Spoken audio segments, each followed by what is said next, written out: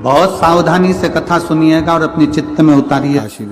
तुम एक ऐसे हो, तुम्हें मालूम है इतनी भीड़ पड़ रही है, तुम्हें मालूम है ट्रैफिक जाम हो रहा है, तुम्हें मालूम है निकलने में 2 घंटे लग जाएंगे, तुम्हें मालूम है टैक्सी मिलेगी, बस मिलेगी, कम मिलेगी, पता नहीं, तुम्हें मालूम है पानी गिरेगा, तुम्हें मालूम है भीड़ बहुत होगी, तुम्हें मालूम है कीचड़ भी पड़ रहा है, तुम्हें सब मालूम है, उसके बाद भी तुमने अपना रास्ता चेंज नहीं करा, उस रास्ते पर चलते रहे, चलते रहे, चलते रहे। 7 दिन तक इस भीड़ के रास्ते पर चलते चलते महादेव की कथा तक पहुंचे हो।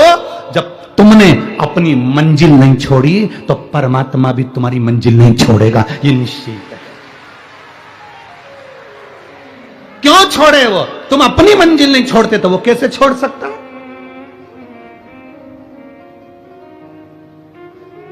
रास्ता वही चेंज करते हैं जिनको अपने आप पर भरोसा नहीं होता। तुम्हें भरोसा था मैं जाऊंगी, ट्रैफिक कितना भी हो, कैसा भी हो, मैं कथा में पहुंचूंगी, ये पक्का। तूने अपना भरोसा पक्का रखा इसलिए पहुंच गई।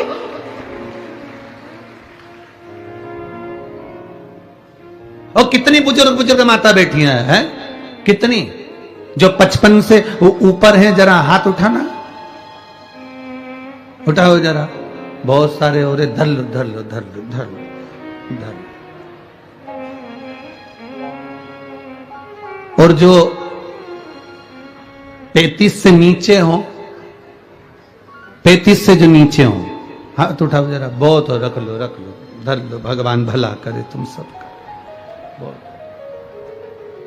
अब ये 55 से ऊपर वाली इतनी अवस्था में तो बहुएं भी कह देती हैं, मम्मी क्या करोगी जाके, तुम इतनी भीड़ में क्या करोगी? पर तुमने अपना भरोसा नहीं तोड़ा, तुमने विश्वास पक्का रखा, इसलिए यहां तक पहुंच गए। अपने भरोसे को जो दृढ़ी रखता है, अपनी मंजिल को जो नहीं छोड़ता, घूम फिर के भी जाऊंगा तो मंजिल तक जाऊंगा। अगर इस रास्ते में बस अड़ गई तो उधर से ऑटो लेकर निकल जाऊंगी, उधर से अड़ गई तो उधर से निकल जाऊंगी।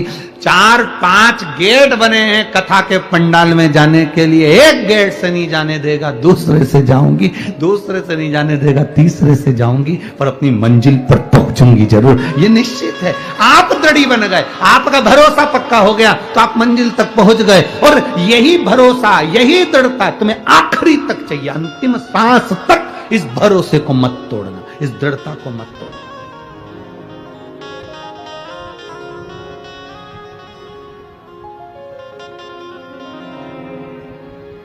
अंतिम सांस।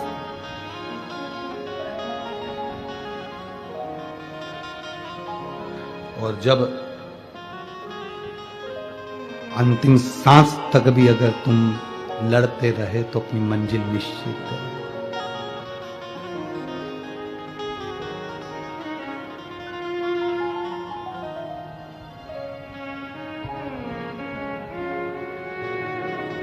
वो कहे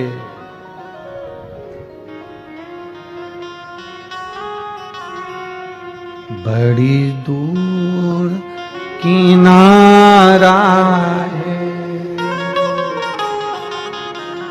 कश्ती पुरानी है, भोले बाबा सुन भी लो ये मेरी कहानी। बड़ी दूर किनारा है, कश्ती भी पुरानी है, भोले बाबा सुन भी लो ये मेरी कहानी।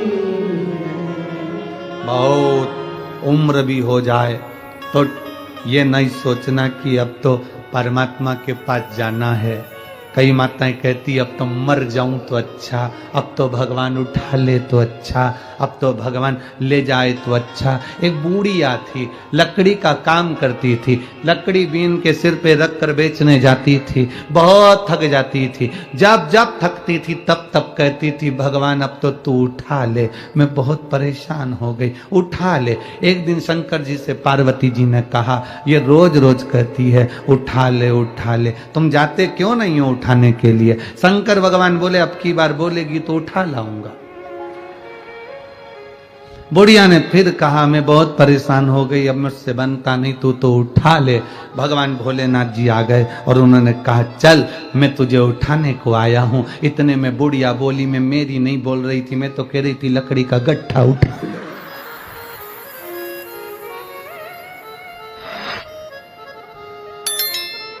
तुम इतने से में टूट गए? कोई कहता है मेरा पति चले गया तो मैं बहुत टूट गई, कोई कहती है मेरी पत्नी चली गई तो मैं टूट गई, कोई कहे मेरे साथ में ये घटना घट गई तो मैं टूट गया, कोई कहता मेरे साथ ये घटना घट गई तो मैं टूट गया, कोई कहे हम काम करते हैं पर फल नहीं मिलता तो मैं टूट गया। अरे मरते दम तक भी मत टूटो, बल तैयार रखो। कभी मत कहो कि अब तो भगवान उठा ले, बल्कि ये कहो कि अभी और जिंदा रहूंगी, भगवान भोलेनाथ को पृथ्वी पर बुला के रहूंगी, ये बल चाहिए।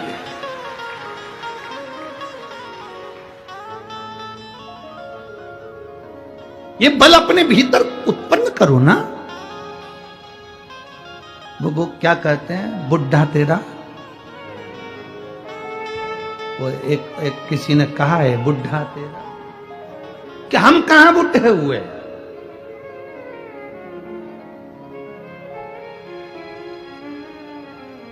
और शंकर का भक्त, शिव का उपासक मरने से भी नहीं डरता।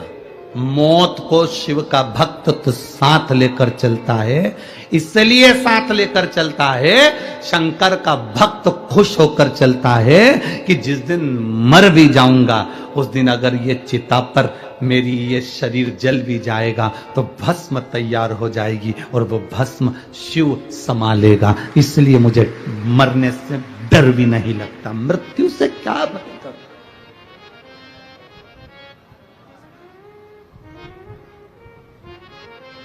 थोड़ा सा दुख आया, रस्सी लाए, टंग गए।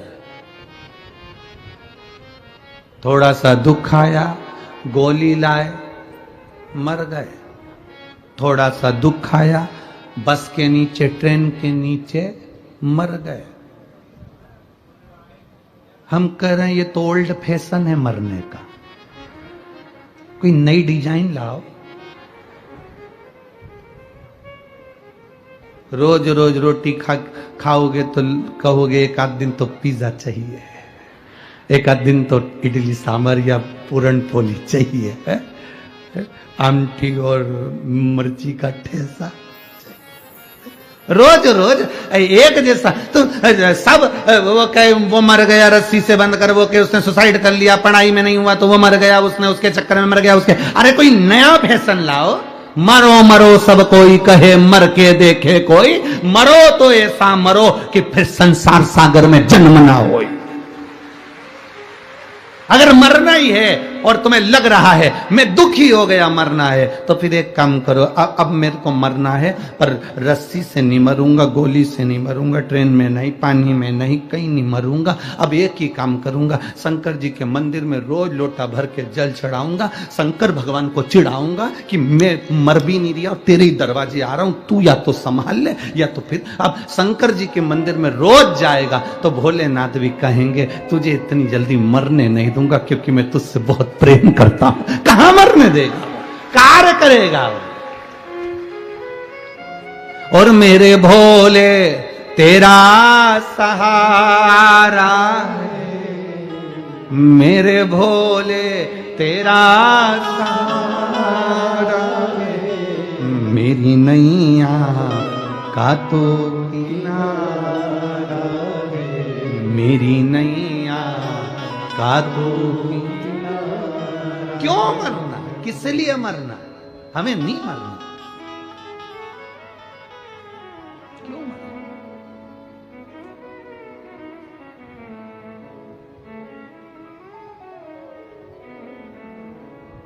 कोई कितना ही कहे, हमें नहीं मरना।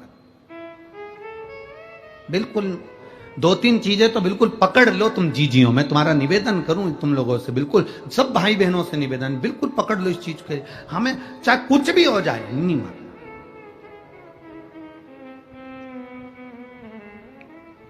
क्या है, अखबार खोलो तो न्यूज पढ़ने में आती है, एक पति ने अपने बच्चों को, एक पत्नी ने अपने बच्चों को जहर दे दिया, वो मर गई, वो मर गए। क्या हुआ उससे? तुम्हारे परिवार वालों को कोई फर्क पड़ा तुम्हारे मरने से? दुख आता है ना तो राह दिखाता है, तकलीफ आती है ना राह दिखाती है, कष्ट आता है ना राह दिखाती है।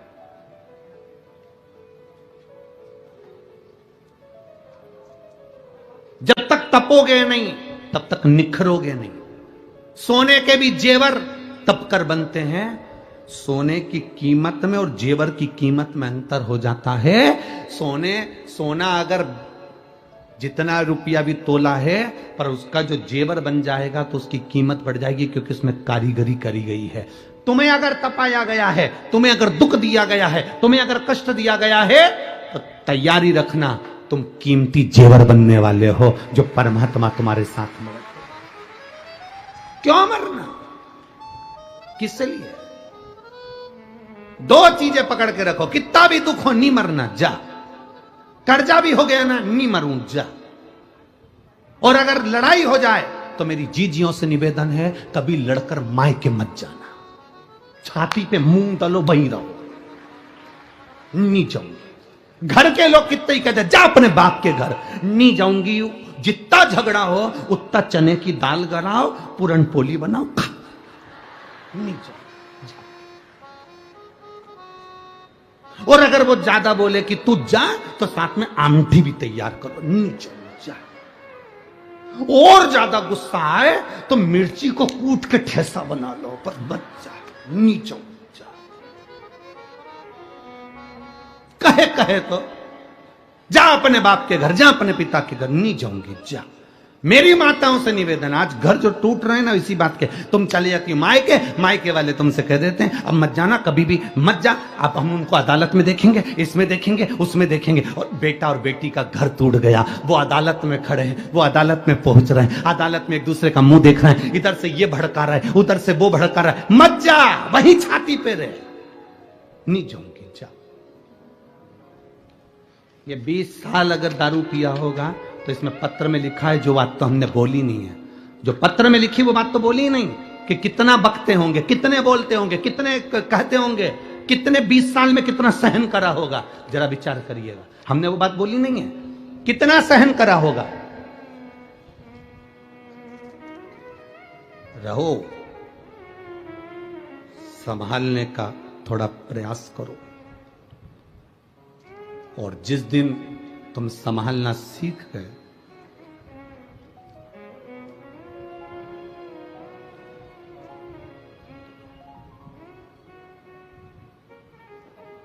सफलता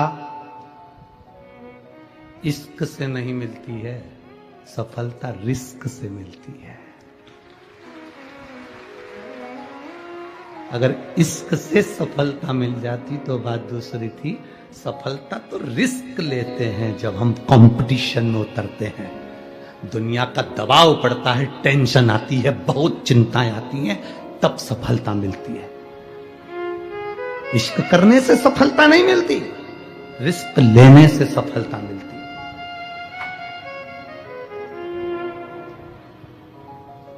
बल्लाल के गांव के लोग सेठ जी के पास जाकर बोले, तुम्हारा बेटा खुद भी नहीं पढ़ता और हमारे बच्चों को भी नहीं पढ़ने देता।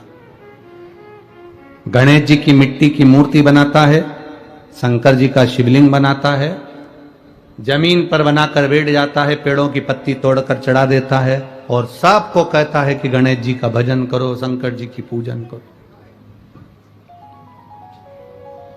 तुम्हारा बेटा इतना बेकार है कि वो दूसरे को भी नहीं पढ़ने दे और खुद भी नहीं पढ़े, वो दूसरे को भी विद्यार्जन नहीं करने दे और खुद भी ना करे।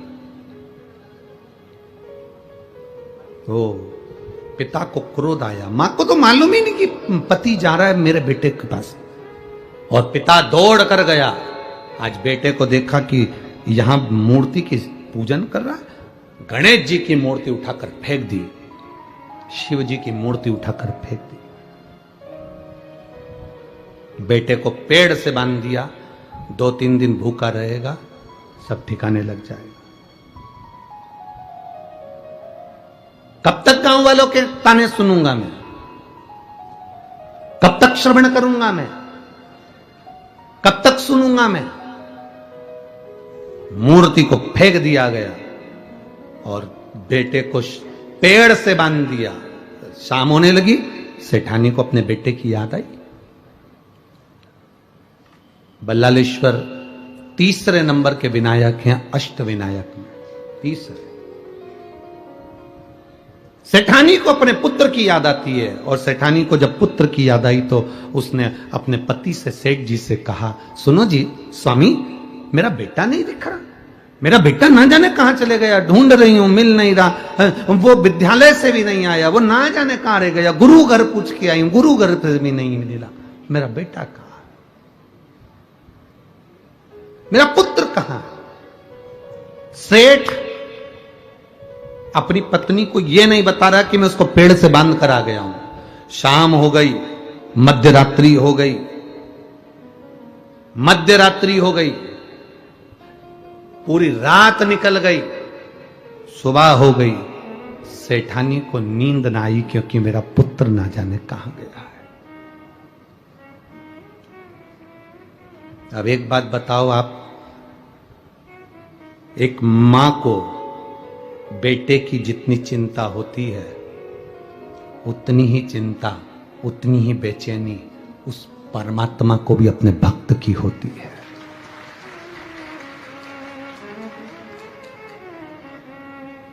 उतनी चिंता, उतनी बेचैनी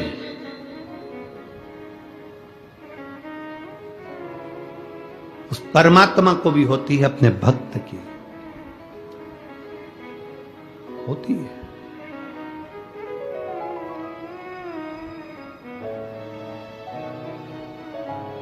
मिलन की आश उस परमात्मा को भी होती है।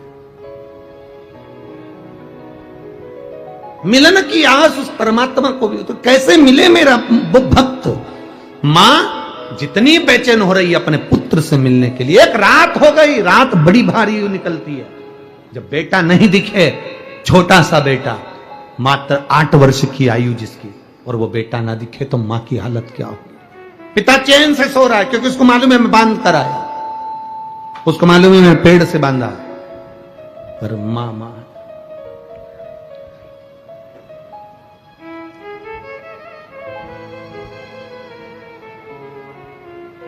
अभी छिंदवाड़ा की कथा में आपको कहा था,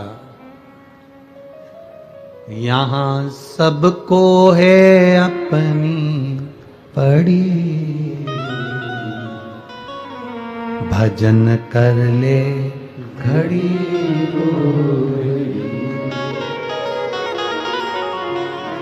यहां सबको है अपनी पड़ी,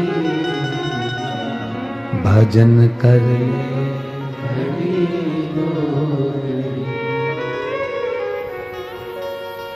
इन नैनों का होना भी क्या, इन नैनों का होना भी क्या,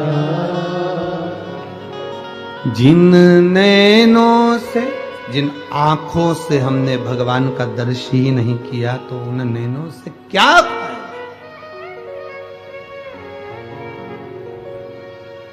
क्या लाभ।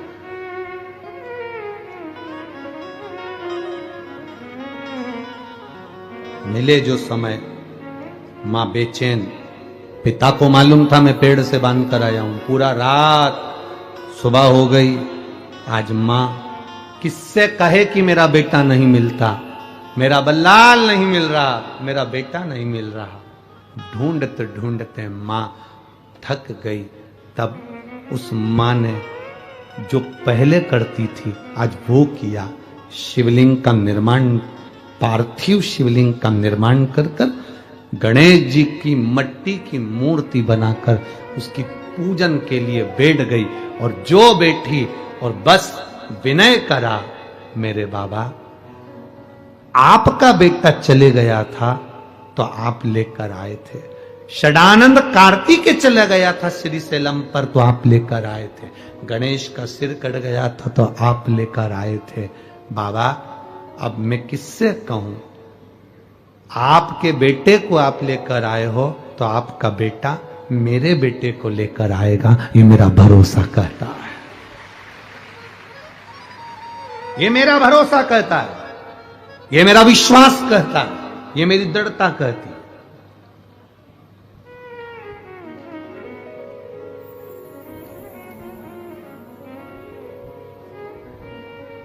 वो साध सकता है। पिता बेटे को इतना बोल्ड बनाए कि जब घर में बहुत बहुत ध्यान देना, पिता अपनी बहन को कुछ दे रहा है कि नहीं दे रहा उससे मतलब नहीं, पर भतीजे जो हों वो भतीजे ऐसे ऐसे मेहनत करने वाले हों, जब बुआ आए तो भतीजे शान से अपने घर में अपनी माँ से कह सके मम्मी राखी पे बुआ आने वाली है, उसको 2 साड़ी देना, एक पिता की तरफ से भतीजे की तरफ से। अब उसका भतीजा भी कमा रहा है, अब मैं भी कमा रहा हूं, देव बुआ आई है उसको देना। पिता से ज्यादा भतीजे का फर्ज बनता है कि अपनी बुआ को कुछ दे।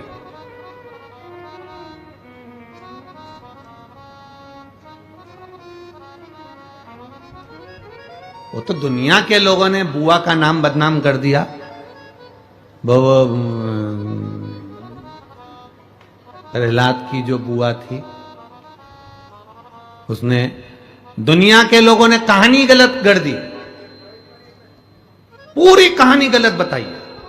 अगर दुनिया के लोग सही कहानी बताते तो भतीजा और बुआ का संबंध खराब नहीं होता। कहानी गलत थी ना। लोगों ने कहा, हिरण्यकशिपु ने अपनी बहन से कहा, बहन तू अपने भतीजे को गोदी में रखकर बैठ जा और चादर ओढ़कर बैठ जाना, तू बच जाएगी, तेरा भतीजा जल जाएगा। तो बुआ भतीजे को जलाने के लिए गोदी में लेकर बैठी। बोलो सही है कि गलत है? लोगों ने कहानी गलत बताई। होलिका, लोगों ने कहा उसने अपने भतीजे को जलाया। पहले तो होलिका का नाम तो निकालो कि होलिका का नाम क्या है। कथा वालों ने कह दिया हिरण्यकशिपु की बहन थी होलिका, वो अपने भतीजी प्रहलाद को गोदी में लेकर बैठ गई। वो प्रहलाद को हाथी के पांव के नीचे डाला, खोलते तेल में डाला, अग्नि में डाला, इसमें डाला, उसमें डाला, नहीं मरा। आखिरी में अपनी बहन से कहा होलिका तो अपने भतीजे को गोदी में लेकर बैठ जा। पहले उस होलिका का असली नाम तो लाओ, जिस होलिका का नाम विष्णु पुराण में डूंडा लिखा है। क्या नाम लिखा है? डूंडा। होलिका का असली नाम लिखा है विष्णु पुराण में डूंडा। इसलिए आज भी होली में लकड़ी नहीं जलाई जाती, मोटे मोटे ढूंढ जलाए जाते हैं, क्योंकि उसका नाम ढूंढा है। और ढूंढा बैठी अग्नि में, भतीजे को गोदी में लेकर बैठ गई। उसके पास में एक ब्रह्मा जी की चादर थी, जिसको ओढ़ कर बैठ जाती थी तो आगी में जल नहीं सकती थी। ढूंढा ने देखा चारों तरफ से आगी लग गई, मेरा भतीजा जल जाएगा। तो बुआ को लगा मेरा भतीजा जल जाएगा। बुआ वो होती है जो दुआ देती है, बुआ कभी बद्दुआ नहीं देती है। और ढूंढा ने अपनी चादर को उतारा, आगी चारों तरफ से लग गई। बुआ को लगा मेरा भतीजा जल जाएगा, तो अपनी चादर उतार कर अपने भतीजे पे डाल दी और बुआ खुद जल गई, पर अपने भतीजे को नहीं जलने दिया। ये कथा है, पर लोगों ने उसको पूरी पलट दिया, पूरा पलट दिया। बुआ कब जलाई अपने भतीजे को? आप में से इतनी सारी बुआ बैठी हैं, कभी अपने भतीजे को अपशब्द कहा? कभी अपने भतीजे को श्राप दिया? कभी अपने भतीजे को बद्दुआ दी? नहीं। जब भी बोलती हो मेरा भतीजा खूब फले फूले, भगवान कृपा करे मेरे भाई जैसा नाम कमाए, मेरा भैया कितना नाम कमाता वैसा मेरा भतीजा नाम कमाए, तो भतीजे को चाहिए जब बुआ घर में आए तो अपने मम्मी पापा से कहना, पापा मम्मी 2 साड़ी देना, क्योंकि अब मेरी नौकरी लग गई है, मैं कमाने लगा हूं, मैं कमा रहा हूं, इसलिए मम्मी एक काम करना, 1 साड़ी पापा देंगे अपनी बहन को और 1 मैं दूंगा अपनी बुआ को। तो मम्मी कहेगी तू अपनी बहन को देना, बुआ को क्यों दे रहा है? तो कह देना अगर आज मैं दूंगा तो उसके भी भतीजे उसको देंगे। ये हमारे यहां क्रम चालू होना चाहिए।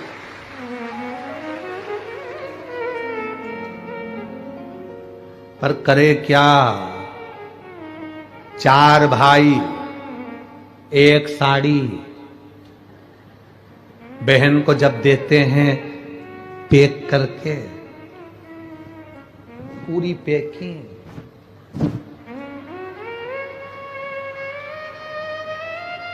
पूरी अच्छी बढ़िया वाली। साड़ी अगर ढीली ढीली दिखे तो उसमें कपड़ा भी फंसा दे, कागज जोड़ और पैकिंग करके। और 4 भाई 1 साड़ी, चारों भाई राखी बनवाने के बाद ऐसे हाथ लगा के देते हैं जैसे पूरे पुणे की प्रॉपर्टी दे रहे हो, पूरे पुणे की प्रॉपर्टी।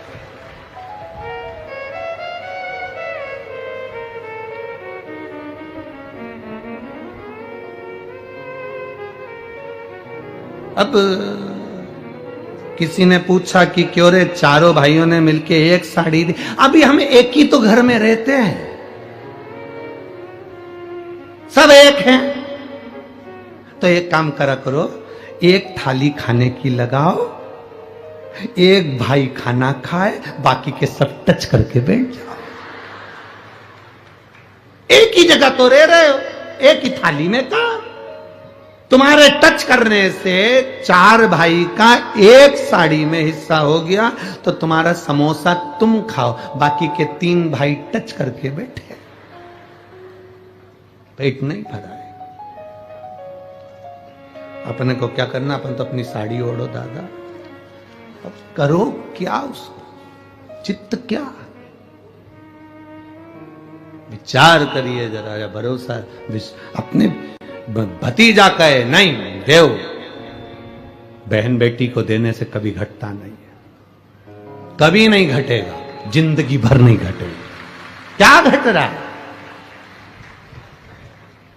शिव को दिया कभी नहीं घटता, संत को दिया कभी नहीं घटता, और बहन बेटी को दिया, गौ माता को दिया, कभी नहीं घटता, कभी नहीं घटता।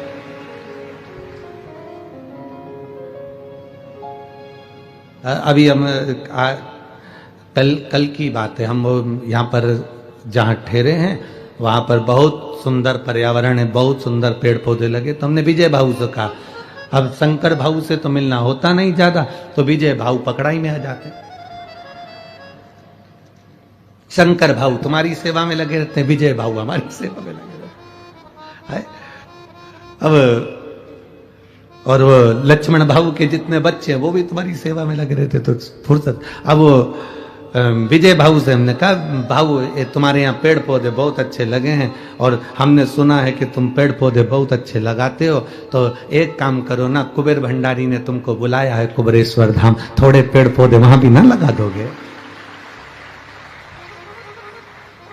कुबेरेश्वर बाबा सेवा कम देता है, पर देता है तो दम से देता है। तो हमने उनसे कहा, तुम यहाँ पेड़ पौधे लगाते, थोड़ा कुबेर भंडारी पर भी आओ, कुबेरेश्वर धाम बाबा के धाम, वहां पर भी थोड़े अच्छे बड़े बड़े पेड़ लगाओ, बेलपत्री के लगाओ, बाबा को सुंदर आनंद आए। छोटा मोटा अब इतने बड़े बड़े पौधे लगा देते हैं, तो वो जो माता कंकर शंकर की पूजन करने आती है, वो पेड़ पौधा ही उठा के ले जाती है। हमने उनसे कहा कम से कम 15-15, 20-20 फीट का पेड़ लेकर और कम से कम कुबेरेश्वर धाम पर लगा, थोड़ा बड़ा तो लगाओ। अब वहां पर जो वृक्षारोपण करने आते हैं वो उसी में कहा ले, जैसे एक नेताजी एक बगीचे में पौधा लगा के जाते हैं, तीसरे दिन बकरी छार जाती। तो करो क्या इतना छोटा सा पौधा का, बड़े बड़े लाओ। तो तुम लगा सकते हो कि मैं पन पे थोड़े दिन अपने घर पे उसको बड़ा करो, तो लाओ। तो विजय भाऊ बोले, गुरुजी आप चिंता मत करो, बाबा ने अगर बुलाया है कुबेर भंडारी ने, तो मेरा भाऊ लक्ष्मण भाऊ, उसका भी एक आनंद होगा, और कुबेर भंडारी के बगीचे में हम भी पौधे लगाएंगे। ये बाबा की आनंद था। शंकर भाऊ, विजय भाऊ, हम तो यही कहेंगे, मिले सेवा करो, दिल से करो। बहन बेटी को दिया घटता नहीं, गौ माता को दिया घटता नहीं, संत सन्यासी को दिया घटता नहीं, और अपने माता पिता को दिया कभी नहीं घटता, क्योंकि माता पिता मरने के बाद तुझे ही देकर चले जाते हैं। तुझे स्वयं देकर जाएंगे। क्या एक रात पूरी हो गई, मां बेचैन हो गई। जितनी मां बेचैन होती है उतना भगवान बेचैन होता है। कह दिया मां ने, पार्थिव शिवलिंग का निर्माण कर कर, पार्थिव गणेश का निर्माण कर कर, प्रार्थना कर कर कहा, शंकर भगवान आप अपने पुत्र को लाए थे और आपका पुत्र मेरे पुत्र को लाएगा। जवाबदारी आपके पुत्र की है, जवाबदारी आपके बेटे की है। जब बेटों पर जवाबदारी आती है तो फिर वो जवाबदारी बड़ी प्रबल होती है, बड़ी प्रबल। शिवलिंग बना लिया, गणेश बना लिए, पूजन में लग गई। सेठ आया, सेठ ने आकर अपनी पत्नी सेठानी से कहा, मुख से कहा, तेरा बेटा भी यही करता था, तेरा बेटा यही काम करता था और तू भी यही कर रही। ये माता के गर्भ के संस्कार है। ये हमारे संस्कार हमारे बच्चों में आते हैं।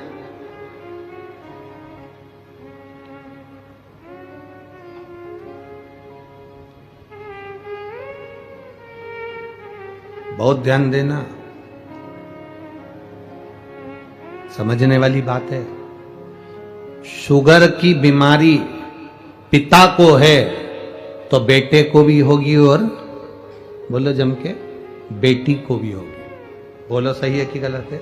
डॉक्टर के पास दिखाने जाओगे तो पूछ लेगा, क्यों तुम्हारे यहां किसी को शुगर थी क्या, तुम्हारे यहां किसी को बीपी था, तुम्हारे यहां किसी को यह बीमारी थी? डॉक्टर पूछता है। बीमारी के लक्षण, बीमारी का थोड़ा थोड़ा लक्षण अपने वंश में चला आता है। अगर पिता को शुगर थी, दादा को शुगर थी, तो बच्चों में धीरे धीरे वो आएगी, आती है। वो ब्लड की बीमारी है। अगर शुगर तुम्हारे पोते तक आ सकती है तो शंकर का भजन भी तुम्हारे पोते तक आना चाहिए।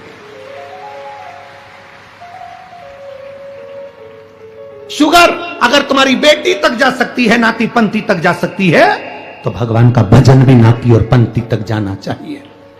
ये ब्लड के अनुसार चलना चाहिए। वक्त बदले, बदल जाने दो, पर खून नहीं बदलना चाहिए, सनातन धर्म का रहना चाहिए। यह कैसे बदल जाए?